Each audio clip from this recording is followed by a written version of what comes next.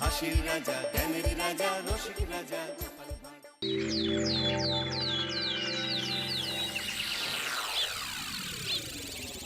উফ, এইবার এমন একটা দাও মারবো না যে কৃষ্ণচন্দ্র কেঁদে কুল পাবে না। কিন্তু সেটা একমাত্র সফল হবে যদি কৃষ্ণনগরের মন্ত্রী আমাদের পাশে থাকে। আরে ও তো মোহর ছাড়া আর কিছুই চেনে না। ওকে খবর দিয়েছি এক্ষুনি এলো বলে। রাজামশাই, কৃষ্ণনগরের মন্ত্রী এসেছেন। ওকে ভেতরে পাঠিয়ে দাও। প্রণাম খাম্বাজরাজ। এ কি রানীমা, আপনি? আমি তোমাদের কৃষ্ণনগরের রানী নই। আমার নাম ললনা। আমি হরেক রকমের গলায় কথা বলতে পারি। এটা আমার আসল গলা। ওরে বাবা রে বাবা রে বাবা, আপনি তো প্রতিভার জলজ্যান্ত রূপ। একে আপনি কোথা থেকে পেলেন খাম্বাজরাজ? বেশ কিছুদিন আগে একটা যাত্রা দেখতে গিয়ে ললনার সাথে পরিচয় হয়। ওর ব্যাপারে সবকিছু জানার পরে আমার মাথায় একটা বুদ্ধি খেলে যায়। তাই আপনি আমাকে ডেকে পাঠিয়েছেন, তাই তো? একদম তাই। আমার একটা পরিকল্পনা আছে। ছলে বলে কৌশলে ওই কৃষ্ণনগরের আসল রানীকে কিছুদিনের জন্য বাইরে পাঠাতে হবে। আর সেই সুযোগে সেসব দায়িত্ব আমার ওপরে ছেড়ে দিন। আমি নিজের দায়িত্ব নিয়ে ললনাকে কৃষ্ণনগরের রানীর সমস্ত আদব কায়দা শিখিয়ে দিয়েছি। এখন শুধু আমি বাকি ব্যাপার নিয়ন্ত্রণ করব। এখন মহারাজ বাৎসরিক হিসেব নিয়ে ব্যস্ত, তাই রানীমা চলে যাবেন আর তার বদলে ঢুকবে ললনা দেবী। তাহলে আর দেরি কেন? আজ রাতেই বেরিয়ে পড়ো। আর যদি আমার পরিকল্পনা অনুযায়ী এগোতে পারো তাহলে কিছুদিন পরে তুমি হয়ে উঠবে কৃষ্ণনগরের রাজা। আমার কত দিনের আশা। চলুন তাহলে। হ্যাঁ চলুন। রাজবাড়ির বাকি ব্যাপার যেতে যেতে বুঝিয়ে দেব। রানীমা কিভাবে কথা বলেন, কাকে কি বলে ডাকেন, রাজবাড়ির কোথায় কি আছে সব।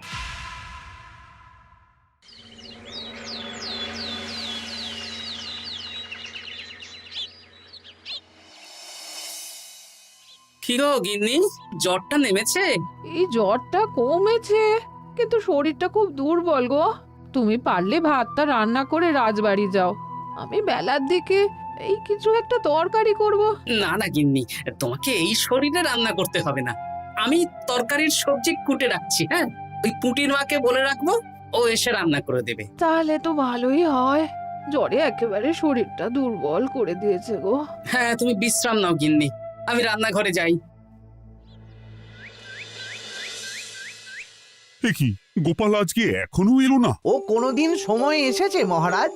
ওকে তাড়িয়ে আপনি একটা কাককে রাজসভায় রাখলেও সে সময়ে আসবে। না, আসলে গোপালের গিন্নির খুব জ্বর, আমি দেখে এসেছি। তাই হয়তো ওর গিন্নির সেবা শুশ্রূষা করতে গিয়ে গোপালের দেরি হচ্ছে। তোমাকে আর গোপালের হয়ে কাসুন্দি গাইতে হবে না। এই তোমরা থামো তো। একটু দেরি হয়ে গেল মহারাজ।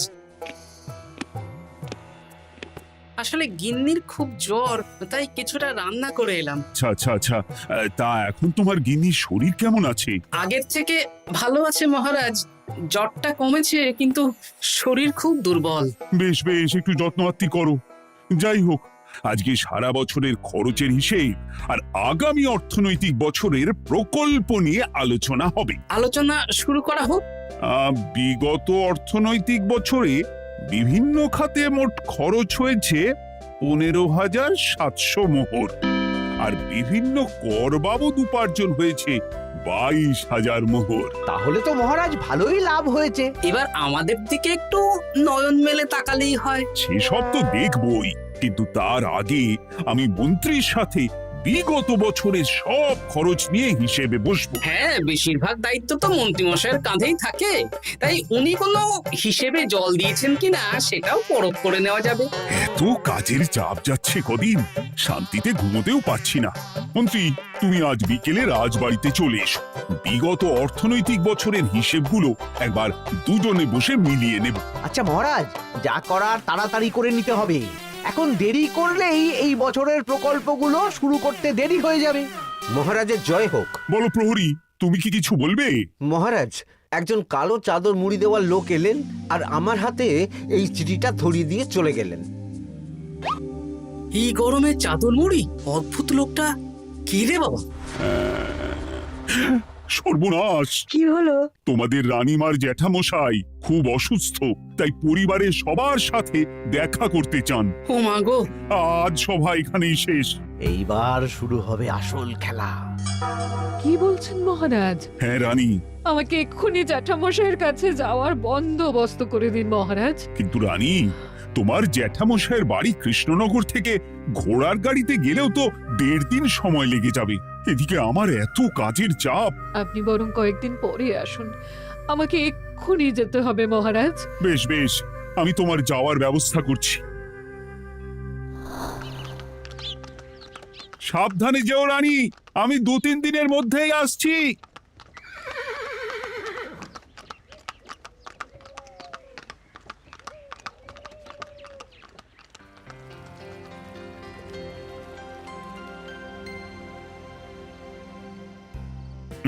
মন্ত্রী, বিগত অর্থনৈতিক বছরে আমাদের পাঠশালার উন্নতির জন্য কত খরচ করা হয়েছিল একটু দেখো তো।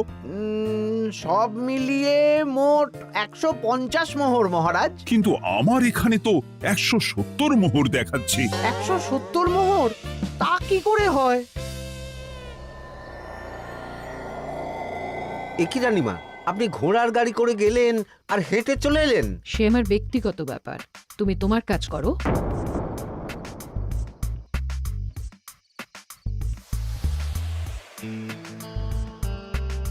এ কি রানী, তুমি চলে এলে? আমার শরীরটা খুব একটা ভালো লাগছে না মহারাজ, পেটটা কামড়াচ্ছে। তাই সহিশকে বললাম ঘোড়ার গাড়ি নিয়ে জ্যাঠামশাইকে দেখে আসতে, আর আমি বাড়ি চলে এলাম। ও, সহিশ এসে খবর দেবে, তারপর আমি আর আপনি দুজনে একসাথে যাব। বেশ বেশ, ঠিক আছে রানী, তুমি বিশ্রাম নাও। বিশ্রাম না, আমি একটু স্নান ঘরে যাব, পেটটা কেমন মোচড় দিচ্ছে। মহারাজ কিছুই বুঝতে পারেনি, মজা জমবে।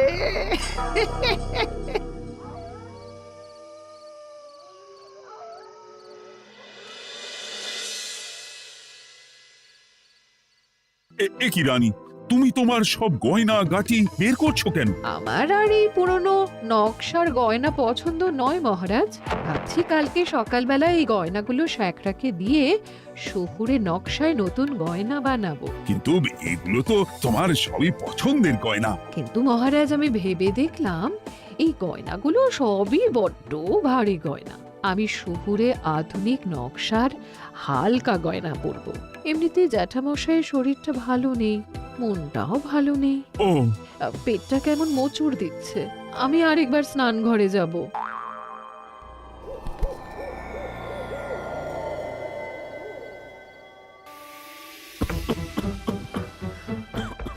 ওই তো মন্ত্রী মশাই এসেছে।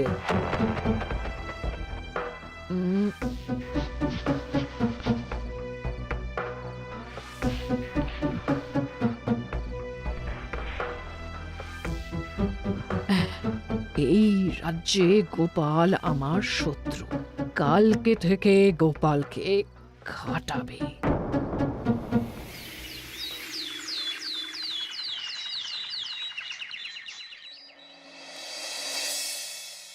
হায় হায় হায়, কি হলো রানী, কি হলো? গতকাল রাতে আমার সমস্ত গয়না চুরি হয়ে গেছে। হ্যাঁ? বলো কি প্রহরী?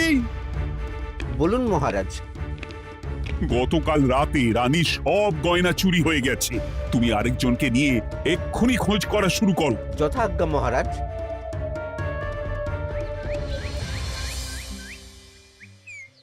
আমার সব গয়না চুরি হয়ে গেল, এবার আমি কি করব? রানী তুমি কেঁদো না, সেই সকাল থেকে কেঁদেই চলেছো। আমি তো প্রহরীকে খোঁজ করতে পাঠিয়েছি। এই সব প্রহরী কর্মচারী কাউকে বিশ্বাস হয় না আমার। আজ থেকে সবাইকে ছুটি দিয়ে দেব। কি বলছো তুমি? সবাইকে ছুটি দিয়ে দিলে রাজবাড়ির কাজ কে করবে? কেন? আমাদের সবচেয়ে বিশ্বাসযোগ্য সভাসদ গোপাল আজ থেকে রাজবাড়ির সব কাজ গোপাল করবে। কি বলছো? আপনি কি বলতে চাইছেন? গোপাল বিশ্বাসযোগ্য না? হ্যাঁ, গোপাল আমার সবচেয়ে প্রিয়। ওর চেয়ে বিশ্বাসযোগ্য আর কেউ নেই। কিন্তু কোনো কিন্তু না, বলবেন আপনার আদেশ। এক্ষুনি গোপালকে ডেকে পাঠান। যেমন তোমার ইচ্ছে। গোপাল, গতকাল রাতে রানী সব গয়না চুরি হয়ে গেছে, তাও আবার ঘরের ভেতর থেকে। আমি চাই তোমার মতো বিশ্বাসযোগ্য লোকই রাজবাড়ির সমস্ত কাজ করুক। মানেটা ঠিক বুঝতে পারলাম না রানীমা। মানে আমি রাজবাড়ির বেশিরভাগ কর্মচারীকে ছুটি দিয়ে দিচ্ছি, তার বদলে রাজবাড়ির কাজ করবে তুমি। কিন্তু কোনো কিন্তু না। রাজসভার ভাড়ামো অনেক হয়েছে, এবার থেকে তোমার কাজ বাসন মাজা, ঘর মোছা, কাপড় কাচা, পুরো রাজবাড়ি ঝাঁট দিয়ে পরিষ্কার করা। এই সেরেছি। যাও, রান্নাঘর থেকে বাসন নিয়ে পুকুর পাড়ে গিয়ে বাসন মাজবে। এ কি গোপাল, রাজসভা থেকে সোজা পুকুর পাড়ে? কি হয়েছে নাকি? খুব হাসি পাচ্ছে না? হাসি তো পাবেই, নতুন রানীমা আসার পরে তোমার এই হাল করে ছেড়ে দিল। নতুন রানীমা? না, আসলে ঘটা বলতে চাইছে রানীমা তোমাকে নতুন চাকরি দিয়ে এই হাল করলো। যা হয়েছে ভালো হয়েছে, আমার পেছনে না লেগে নিজের কাজ করুন যান। কোথায় কি বলতে হয় জানিস না নাকি? অভ্যেস নেই তো, তাই মুখ ফসকে বেরিয়ে গেছে।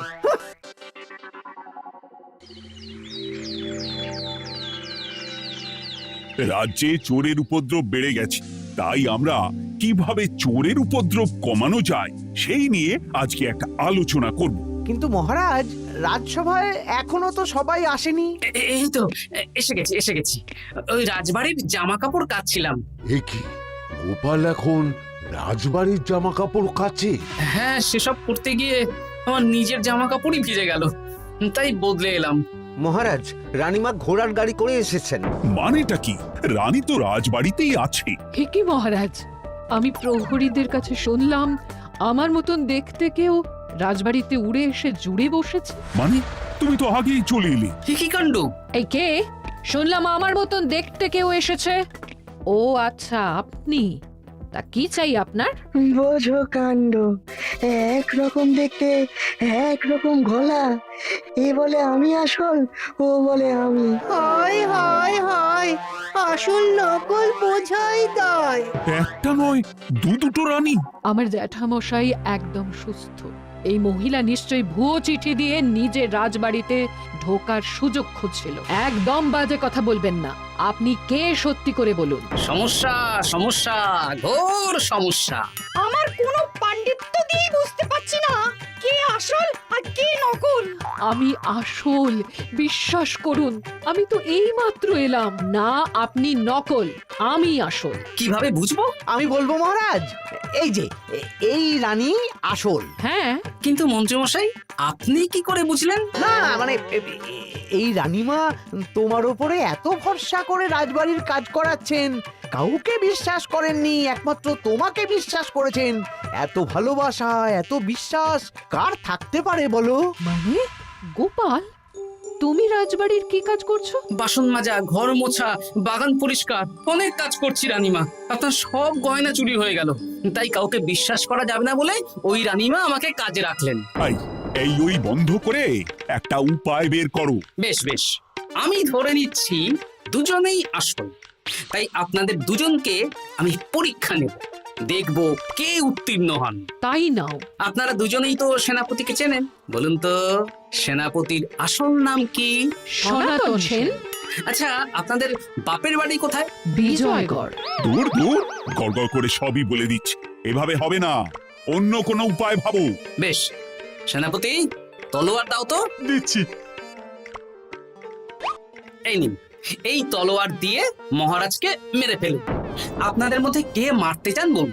এসব তুমি কি বলছো গোপাল? মহারাজ আমার পতি পরমেশ্বর, ওনাকে আমি মারতে পারি? আমি স্বপ্নেও ভাবতে পারিনি গোপাল তুমি এই জঘন্য কাজ আমাকে করতে বলবে। আমি নিজের প্রাণের আহুতি দিতে পারি, কিন্তু মহারাজের গায়ে একটা আঁচড়ও দিতে পারবো না। উফ, খাম্বাজরাজ বেছে বেছে এক ধুরন্ধর নারীকে পাঠিয়েছেন, কোনো জবাব নেই। আমি বুঝতে পারছি না মহারাজ, এনাদের হাবভাব, কথাবার্তা, রূপ সবই একরকম। তবে যিনি ঘোড়ার গাড়ি চেপে এখন ফিরলেন, তিনি আসল হলেও হতে পারেন। আমি আসল, বিশ্বাস করুন। বললেই হলো? আসল হলে প্রমাণ করুন। বেশ, আজকে আর মাথায় কিছু আসছে না। আমি কাল আসব। ততক্ষণ আপনারা দুজনে রাজবাড়ির দুটো ঘরে থাকুন। কি ছকমারিতে পড়লাম রে বাবা।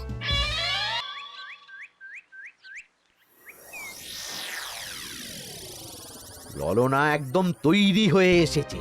দারুণ মজা হচ্ছে বলুন। এবার শুধু একবার আসল রানীকে সরিয়ে ললনা যদি রানী হয়ে যায়, তাহলে রানীর গয়নার মতন সব আমার হাতে চলে আসবে।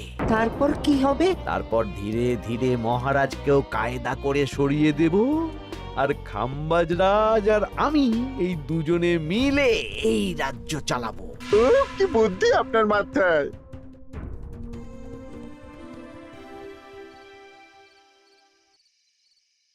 বলছি শোনো না, আমার শাড়িটা একটু ছিঁড়ে গেছে গো। তুমি বাজার থেকে কালকে আমার জন্য একটা শাড়ি নিয়ে আসতে পারবে? হ্যাঁ, আচ্ছা বেশ, নিয়ে আসবো শাড়ি। শাড়ি শাড়ি শাড়ি, এই তো মাথায় বুদ্ধি এসেছে। কাল নয়, আজকেই। গোপাল, তুমি কিছু ভাবতে পারলে? মহারাজ, আপনার দুই রানীকে ডাকুন। আমার তো একটাই রানী। ওই হলো মহারাজ, আসল নকল দুজনকেই ডাকুন। কই গো, একটু বাইরে এসো। বলুন মহারাজ, আপনি ডাকছেন? আচ্ছা, আমি দুটো শাড়ি নিয়ে এসেছি, লাল শাড়ি আর নীল শাড়ি। এই দুটোই মন্ত্রপুত শাড়ি, এক সিদ্ধ পুরুষ দিয়েছেন। কে তিনি? না, সেসব এখন বলা যাবে না, তবে এই শাড়ি দুটো একটা একটা করে ওনাদের দিয়ে দিন। এবার আমি এই শাড়ির বিশেষত্ব বলি। হ্যাঁ বলো গোপাল, বলো। আপনারা দুজনেই আজ রাতে এই শাড়িটা পরবেন, সারা রাত পরে থাকবেন। এই শাড়িগুলো 12 হাত মাপের শাড়ি। আগামীকাল সূর্যোদয় হওয়ার পরে যার শাড়ি 4 হাত কমবে সেই হবে আসল রানী। আচ্ছা বেশ, তাহলে তোমরা দুজনেই এই শাড়ি পরে থাক। কাল সকাল সকাল রাজসভা বসবে, তখন তোমাদের শাড়ি গোপালের কাছে জমা দিও। আচ্ছা। আমি যে নকল সেটা বুঝতে দেওয়া যাবে না। কি করে এই শাড়িটা 4 হাত কেটে ফেলে ওই দু ফল কাটার ছড়ি কেটে ফেলো। কালকে আবার মজা হবে।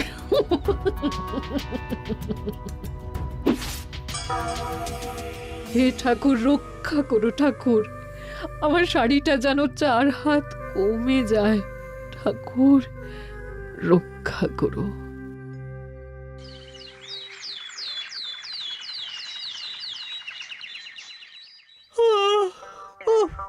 এত সকাল সকাল রাজসভা, দূর, ভালো করে ঘুমটাও হলো না। আমি তো ঘুমোইনি, চিন্তায় ঘুমই আসেনি। কই গো, তোমরা এসো। এই নিন আমার শাড়ি, এবার মেপে দেখুন, এটা 4 হাত কমে গেছে। এই দেখুন মহারাজ, বিশ্বাস করুন আমি আসল, কিন্তু এই শাড়িটা সারা রাত পরে থাকা সত্ত্বেও 4 হাত তো দূর, 4 আঙুলও কমেনি। লাল শাড়িটাই ছোট মনে হচ্ছে। তাহলে তুমি আসল? উফ, বাবা, বাঁচা গেল। আয়, কে আছো? এই নকল রানীকে কারাগারে বন্দি করো। দাঁড়ান মহারাজ, বন্দি করতে হলে যার শাড়ি 4 হাত কমে গেছে তাকে বন্দি করুন। কেন? আমার শাড়ি তো 4 হাত কমে গেছে। শর্ত অনুযায়ী যে আসল তার শাড়ি তো 4 হাত কমবে না। আপনি ধরা পড়ে গেছেন নতুন রানীমা। এগুলো কোনো মন্ত্রপুত শাড়ি নয়, এগুলো আমার পরিকল্পনার প্যাচ। আপনি নিশ্চয়ই নিজেকে আসল প্রমাণ করার জন্য শাড়িটা কেটেছেন। না মানে, না না না, তাহলে কমলো কি করে? না মানে হয়ে গেল। সত্যি গোপাল, তোমার বুদ্ধির জবাব নেই। গোপাল, তুমি আমাকে বাঁচালে।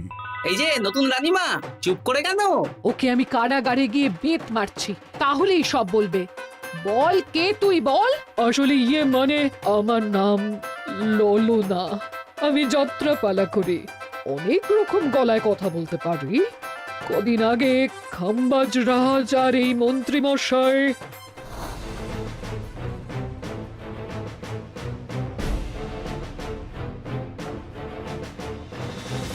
বাহ বাহ বাহ বাহ বাহ, এ তো দেখছি ললনার ছলনা। তার মানে রানীমার গয়না? ওগুলো তো সব মন্ত্রীকে দিয়েছি, জানলা দিয়ে কাপড়ে পেঁচিয়ে নামিয়ে দিয়েছি। মন্ত্রী, তোমাকে আমি শুলে চড়াবো। ভুল হয়ে গেছে মহারাজ, আমাকে ক্ষমা করুন। প্রাণে মারবেন না, সব গয়না ফেরত দিয়ে দেবো মহারাজ। তুমি শত্রু রাজ্যের প্ররোচনায় এত বড় ক্ষতি করতে চেয়েছিলে? ক্ষমা করুন মহারাজ, ক্ষমা করুন। সেনাপতি, মন্ত্রীকে 1000 বার বেত্রাঘাত করো। আর এই ললনার কি হবে? আমি অনেক দিন ধরে বাড়িতে একটা কাজ করার লোক খুঁজছি, ওনাকেই পাঠিয়ে দিন। আমার গিন্নি শুয়ে বসে থাকবে আর উনি খাটবেন। নয়, হ্যাঁ, ললনার ছলনা ভেস্তে গেল।